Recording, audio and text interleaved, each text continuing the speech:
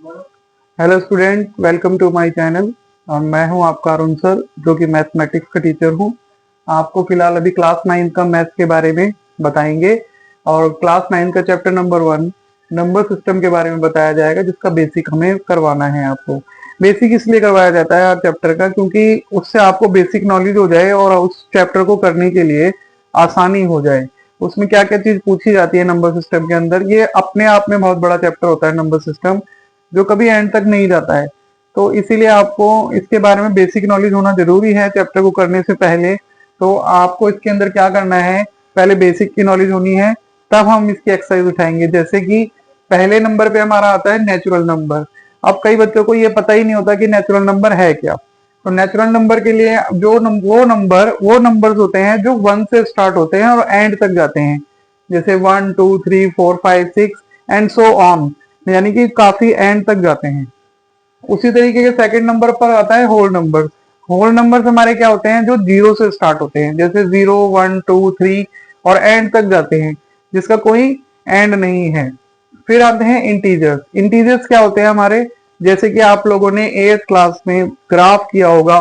Graph के अंदर एक नंबर लाइन थी, जो कि एक तरफ सेंटर में हमारे पास 0 थी और एक साइड पे हमारे पास पॉजिटिव नंबर थे, एक तरफ नेगेटिव नंबर थे, जिन्हें हम इंटीजर्स बोलते थे। तो इंटीजर्स के बारे में ये चीज होती है, ये होते हैं इंटीजर्स। ये भी एक तरीके के नंबर्स होते हैं। इसके बारे में भी इस चैप्टर के अंदर हम पढ़ेंगे। उसके बाद आपका आता है रैशनल नंबर। तो रैशनल नंबर आपके कौन से होते हैं वो आपको बताते हैं। आते हैं 4th नंबर पर।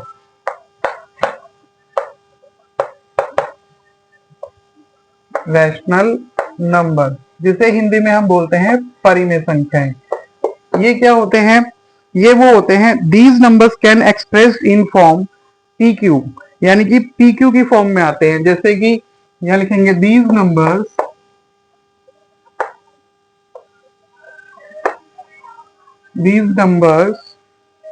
Can express of form in form of P upon Q, यानी कि अपोन में होंगे। ये वे नंबर्स होते हैं जो कि अपोन में होंगे, जैसे कि 1/2 1/3, रूट में भी हो सकते हैं। ये सारे होते हैं हमारे रैशनल नंबर, और जो परफेक्टली स्क्वायर खोल सकते हैं। जैसे मान लीजिए आपको अगर किसी क्वेश्चन में √2 दे रखा है, तो और क्वेश्चन में पूछा जाएगा कि ये रैशनल नंबर है, तो ये रैशनल नंबर नहीं होगा। क्यों? क्योंकि इसका परफेक्ट स्क्वायर नहीं है। अगर मान लीजिए आपको √4 दे रखा जाए और ये पूछा जाए क्या ये रैशनल नंबर है, तो ये एक रैशनल नंबर होगा, क्योंकि इसका परफेक्ट स्क्वायर है। क्योंकि 4 का परफेक्ट स्क्वायर अगर हम खोलेंगे तो क्या होगा, 2 होगा। इसी तरीके से 9 अगर दे रखा होगा रूट में, तो क्या वो परफेक्ट स्क्वायर है? Yes, it is a perfect square, क्योंकि वो पूरा पूरा जा रहा है। और वो वाली डिजिट्स जो पूरी पूरी डिवाइड होती है, तो वो भी रैशनल नंबर में मानी जाती हैं।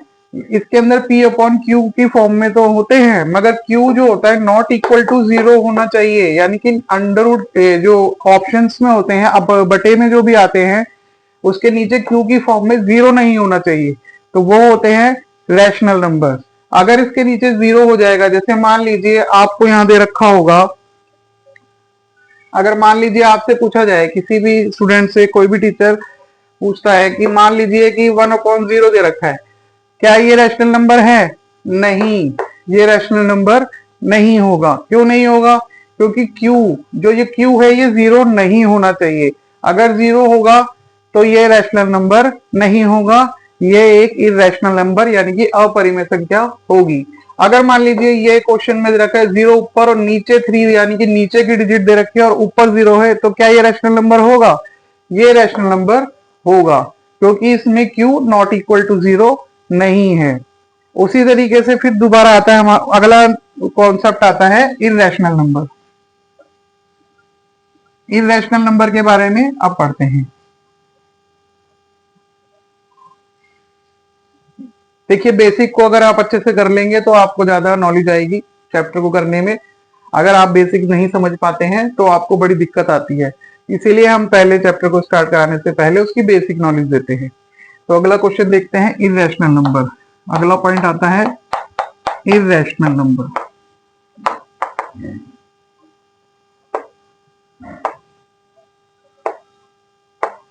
जो कि होता है अपरिमेय संख्याएं।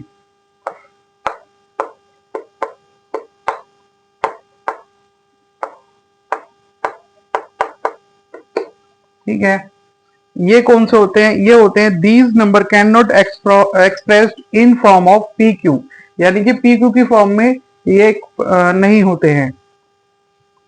These number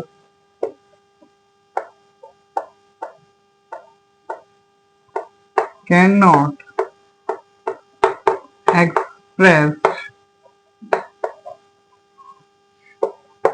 form of P Q. ये इरेशनल नंबर वो नंबर्स होते हैं जिनको हम पी क्यू की फॉर्म में नहीं लिख सकते हैं, जो कि पी क्यू की फॉर्म में नहीं होंगे। जैसे कि √3 आ गया, ये इरेशनल होगा। ये √2 आ गया, √6 आ गया, √7 आ गया, √8 आ गया।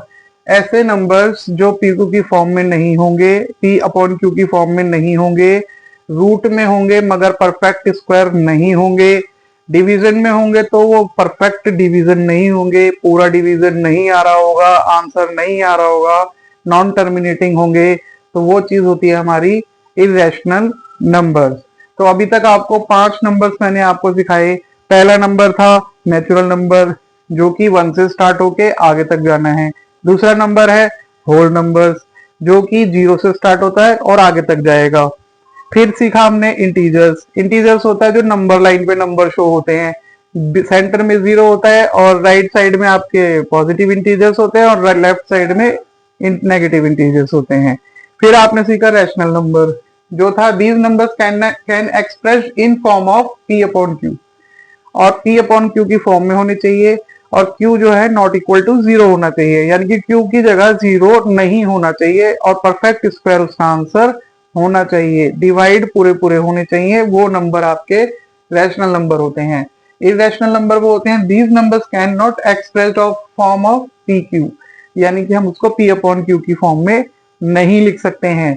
अंडर रूट भी अगर होंगे तो परफेक्ट स्क्वायर नहीं होंगे। तो अंडर √3, √2, √6, √7, √8 अगर इस तरीके की वो वैल्यू दे रखी है तो ये परफेक्ट स्क्वायर नहीं है, जो कि इरेशनल नंबर होते हैं। आई होप आपको 5 ये आपको अच्छे से समझ में आए होंगे। तो इससे आगे का देखने के लिए बने रहिए इस चैनल पर। Keep watching. थैंक